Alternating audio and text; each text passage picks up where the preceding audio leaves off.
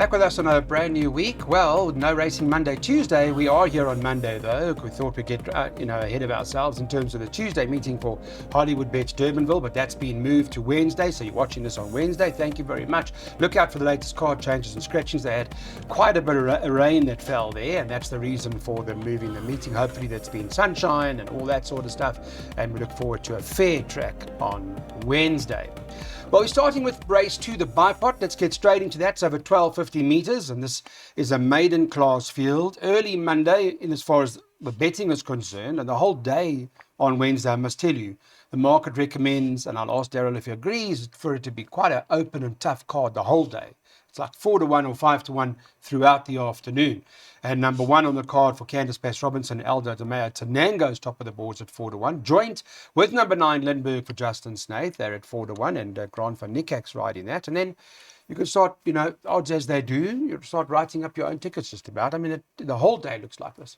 Do you make it open, or is there something Sorry, Clyde, I'm just busy finishing the halls over here. It's all right, good. It's good for you. It's good for you. Is it a tricky card all day? Yeah, let's just state that this week has to be better than last week. We didn't really excel with regards to the exotics. We tipped a few winners along the way, but the exotics, Clyde. Let's start off this week with on a winning note. I saw the warning letter you got this morning. So let's hope now that you improve next week. Yeah. Clyde, I'm actually very surprised that this horse number 9, Lindbergh, is priced up at 4-1. I thought his first run as a gelding was exceptional. I don't know if you recall that race. He came around the bend and he swooped on by it with 400 to go. It looked like he was going to go on and win. And I just think the run was mistimed somewhat. And the horse that came back and beat him is a very, very nice horse in the making. I don't know if you heard Richard Free's post-race comments. He spoke very highly regarding greeting my master's future. So I think he's going to strip fitter, making his second run as a gelding. And he was 6 odd lengths clear of the third place runner. Yeah. So I think he's going to take some beating. And at 4-1, I do suggest having a small nibble and certainly bankering him in the Bipot, Clyde. I see Whiskey Bravo and Hat's Pride came from Boogie Fire. Does that matter to you? With regards to, that was Tanango. Yeah, Tanango. It's quite a strong form line, although you may say it's not not. Fair enough debut. Quality. Nice debut. You stayed on nicely. I think he's a potential danger. I was very, very impressed with Lindbergh. Fair enough. You're on Lindbergh. I was also impressed with the Nordic Chief.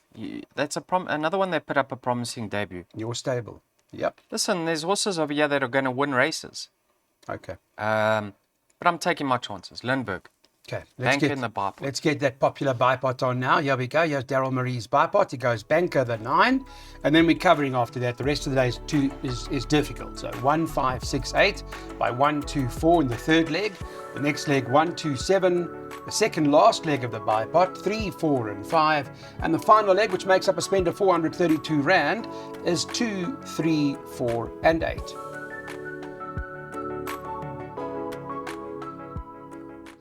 This is a maiden class field, fillies and mares. They'll race them over 1,400 meters. When we did the show on Monday, the market had this horse number 5, Gimme the Limelight, as the favourite. Top of the boards, but 5-1 the field. Daryl, one of those type of races. Yeah. So.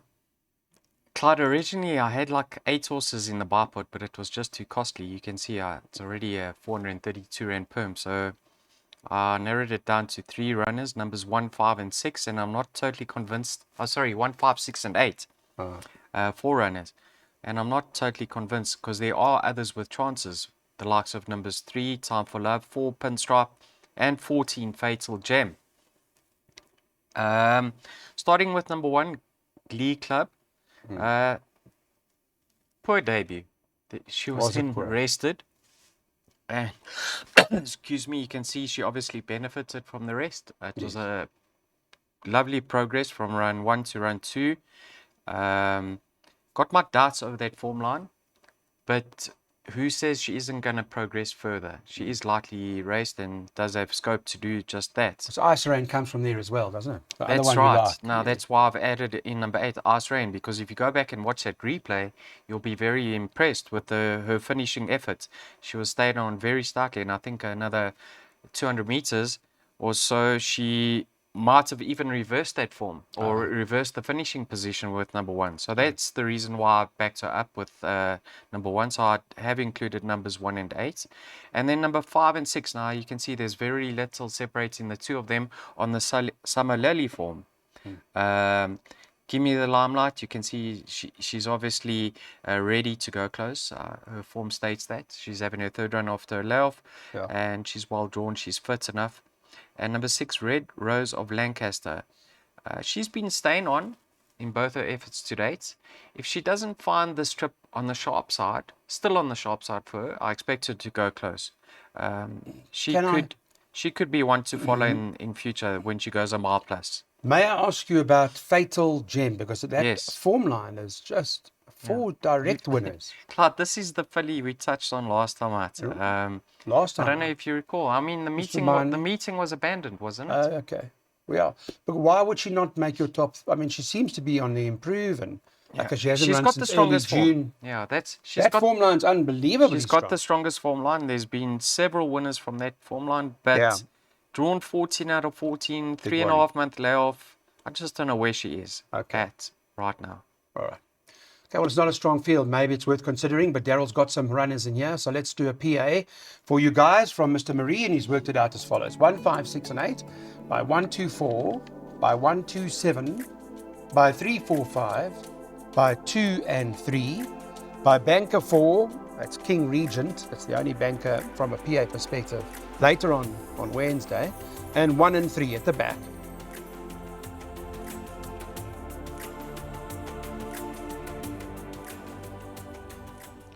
Welcome back. Now race 4, maiden class field over the mile in this event. They got 3-1 the field on the Monday, and number 2, Greenland, tops the boards at 3-1.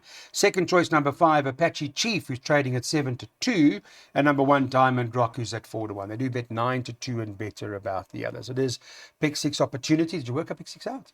I did, Clyde. Brave, you're very brave on a card like this. Went 4 runners in the opening leg, numbers 1, 2, 4, and 5. In the Bipots only went 1, 2, and 4. Clyde, let's just touch on 5 first.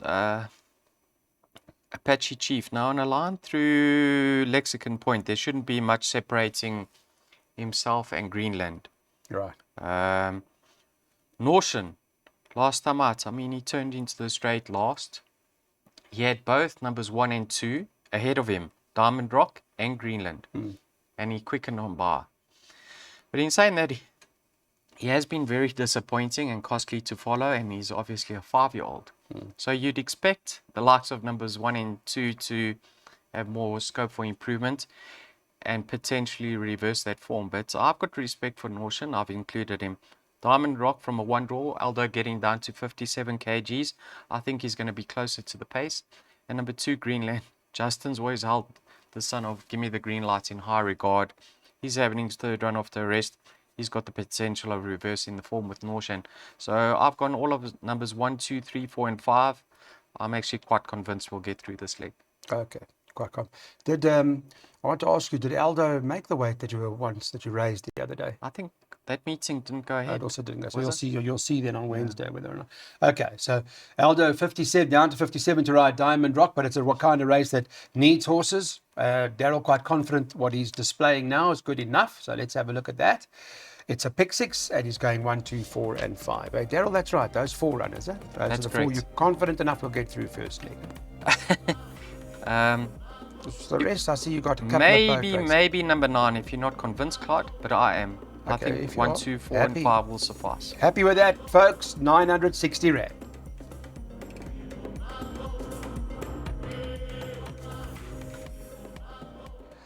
Jackpot time, race number 5. This is a open maiden, so it's a handicapped race. It's over 1,600 meters, Mr. Marie, so perhaps tougher when it comes to when you haven't got the identical rating, as in you can make up your mind which horse is better than the next. when it's a plated race. In this case, it's an open maiden. So social media's on your screen. There you go. You want to open your Betway account, you scan that code. You've got the X Factor as well. We're on there, and we're on WhatsApp. All that information's available. So this being, do you want an idea of betting, Daryl, or you sorted it out? Because they got 5-2 tonight as well. It's a 7 to a 5 penny. to 2 who? To a penny. Yeah. And then 33-10 the one. This is Monday, by the way. One, what's this horse called? Lickety Split. Yeah. Yeah. Lickety Split. At 3-1 or 33-10 second favourite. And if you want one more, 2 Green Isles, quite close, or on top of them, is 7-2 third choice. You love the betting. And then then Could It Be is 4-1. So like a stack of bricks on one of the, there's no... Clyde, Lickety Split. There's no doubt her last run has been her best to date. Concern is she got left, and she's been left prior to that effort. From a one draw, you don't want to give away a good position, especially because she's got some pulling the weights of here. She's only carrying 57.5. You want to make use of that draw and get into it. Last time out, she turned into the straight last, and she finished extremely well. So she's obviously improving with racing, and I'll give you a winning chance of here. And at least the third horse came to win. You Win Again. Now that's that's very good. interesting. You Win Again is actually trained by Adam Marcus. Right. And he'll have a line. You get an idea. Because he's got the favourite, over here, To a Penny. Now, To a Penny, when I opened the book, I said I'm not happy with that form line. That where she ran second behind Gimme the Waltz. I said I'm not happy with that form line, Clark. But you know what? How can I judge her on an effort over, what was it, 1200 or 1250? Let's have a look. Last start, 1200, yeah. 1200. Now it's going over the mile. First How time the can mile. I judge her on that effort? Because it's now 400 meters further. She's by twice over out of a dynasty mare. Her half brother won over 1900. She's going to love the step up in trip. And she's only had 2 starts to date. And now listen to this, Clyde. Craig Zaki is sponsored by Maritz Fontaine and Wilgerbos Drift. He's been riding Green Isle in all her starts to date. Number 2, he gets off Green Isle to ride To a Penny.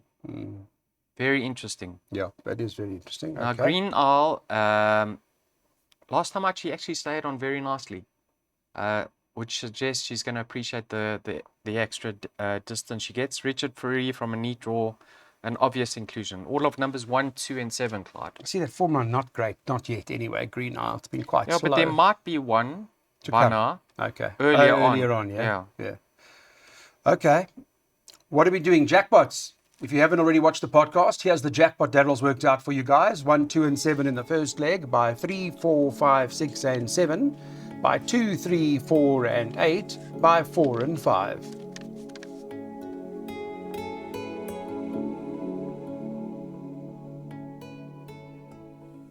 Class 4, this race ran over the 1600 metres. The Snake Yard got quite a strong hand. When you look at the market on the Monday, number 7, To the Moon and Back, and the 4, Kimberley O'Hara, they were dominating the market, 9-2, 5-1 respectively. And you can get 7 or 8-1 and better about the balance of the race. Again, one of those races really where you need Daryl Marie's help to find some hopefully double-figured horse. Is there a Shruti in here or you? Doesn't really matter. I mean, you just want to survive, eh? I don't know. Yeah.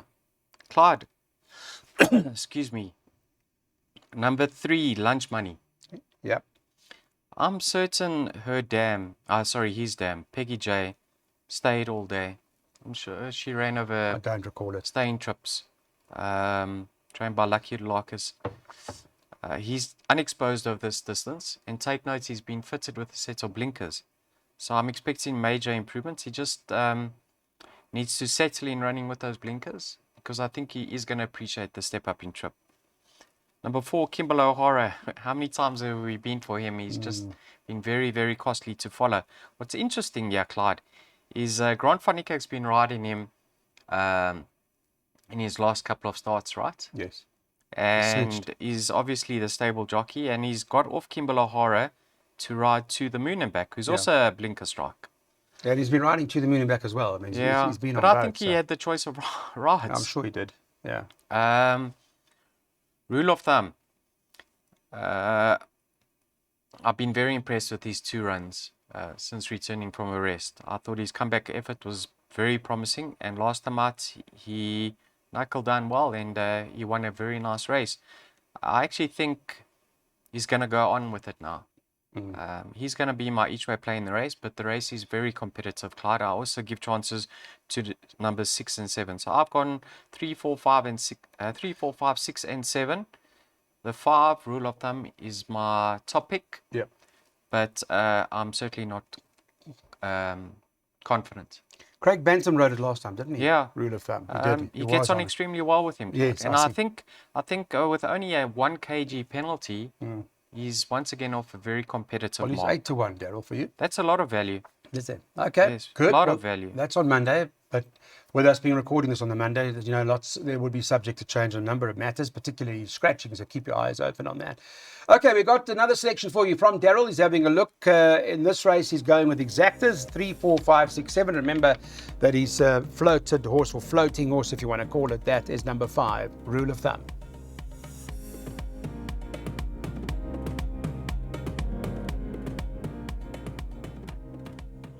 Seventh race, this is a class 4. It's over 1,000 meters, this event. Mark it in the 7th. Let's have a look at it. See if there are any changes the last time I looked. No. Number 8 on the card, Future Variety, is top of the boards at 28 to 10. Number 12, Teflon Man, the second choice on the Monday at 9 to 2. And number 11, Tough Terrain, is currently trading on the Monday at around 15 to 2. You can get 6 or 7 to 1 about number 3, Bluff on Bluff. For a Future Variety, got quite a bit of weight to carry.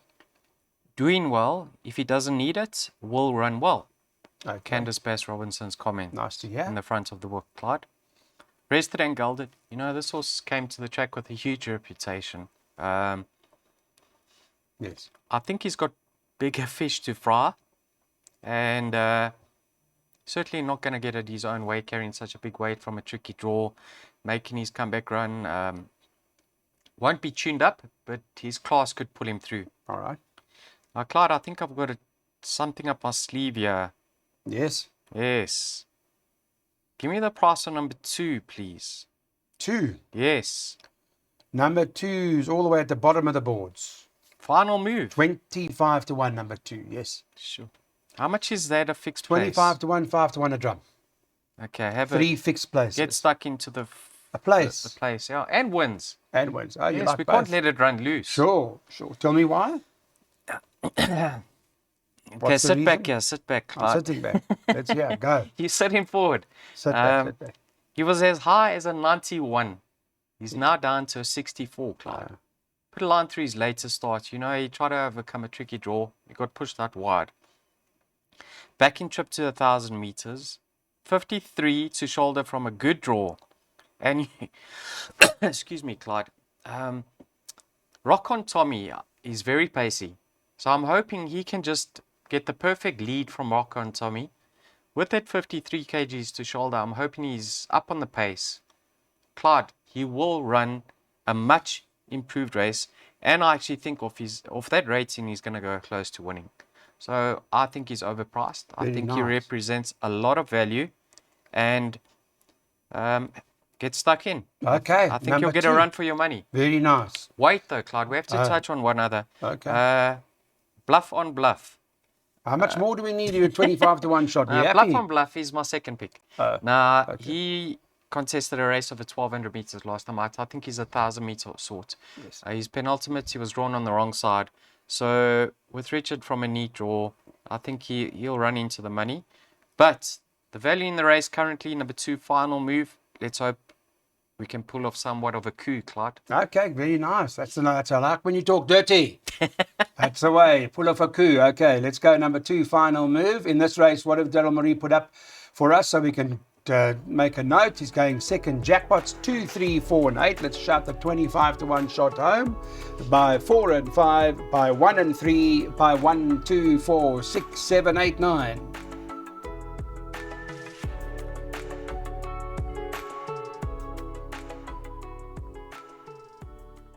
Let's take a look at the 8th race, the World Sports Betting Spinner Winner Slots Progress Plate. It's over 1,250 meters. Taking a look at the lineup when they put up Monday for us. Number 4, King Regent, topped the boards at 33 to 10. That's from the Cotson stable. Raymond Danielson's riding. I know Daryl's bankered this in his place accumulator. And I don't know, good enough to maybe get through for other exotics like jackpots, pick sixes. Is it the right horse in the race? What about a win bet? Or a win straight up? Yeah, well, it's 33 to 10. So I think that's a nice price. you're to be confident, honest. are you? I think that's fairly generous in my opinion. Let's just touch on the class acts in the race and the horse that's slung in at the weights, Clyde. Yeah. Number 5, Double Superlative. Justin Snaith says he's doing great at home Okay. and could surprise. Now, obviously, he's the class package and he's over a distance short of his best. So he's having a prep run. But Not a winner from the Guineas, can you believe it? is it? Not one. Sure. I'm talking the direct form line, the Zapatellis form line. Not a couple of seconds, but not a winner. He's That's the only horse interesting, that hasn't run. That's Okay, so we'll look out for him. Yeah, who else? Obviously, this yeah, favourite. King Regent Yes. is my clear-cut first choice. I love the fact that he's coming back in Trip Clyde. And, you know, Glenn Cotson's stable, I think, has turned now. They went through a very quiet patch by their standards. This horse is going to race fresh. All depends on how much ground he has to make up in the straights, because he has had a tendency of getting left in the past. If he jumps on terms and he's 3-4 lengths off, I expect him to run them down in the straights. He's a very nice horse, and he's what's a process of elimination? Yeah. I think the race, although he's not well weighted, could be the right race for him to come back. Yeah. Just give him a little bit of confidence and go on with things, Clive. Okay. Well, it's good to see Gainsford came and out and won triple time. The form's been pretty solid by in Somerset Morn. So King Regent may well be the right one. Okay, what have we got? A last double? What have we got? A double? Yeah, okay, let's put the double up from Daryl Marie. He's going 4 and 5 here. King Regent and Double Superlative. And in the last race, well, the 9th race anyway, he's going with the 1 on the card, Yamadori, and number 3, Masked Vigilante.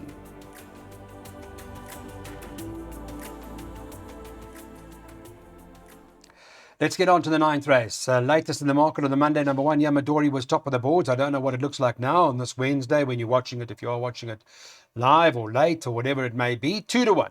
Number 9, Seeking Peace, is the second choice at 5 to 1. And then you've got the 13 on the card, Winter Pearl, who is trading at around 6 to 1. 3, Masked Vigilante, Daryl's other horse that he likes. He has a 10 to 1. There's 10 to 1 available there if you like it. Sure. Well, on Monday there was 10 I to 1. like that. I like the sound of 10 to 1. Nice. Okay. I'll be having some of that, Clyde. Well, you. Good. 1400's not his game. Yeah. So, dropped in from a wide draw. Never involved, Clyde. 3 draw this time around. Back to the 1250. Marked improvements. So, the value in the race, number 3, Masked Vigilante. Yeah, Vigilante, okay. I like the swing over here. Did you see that rating drop? Look That at has dropped, am I right, Daryl? Who?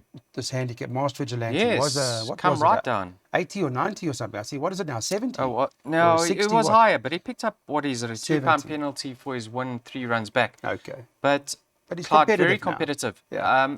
Have a look at his form over the course and distance. He goes well over here. I think 3 ranked starts champion for a one. 1 and a second. Yes.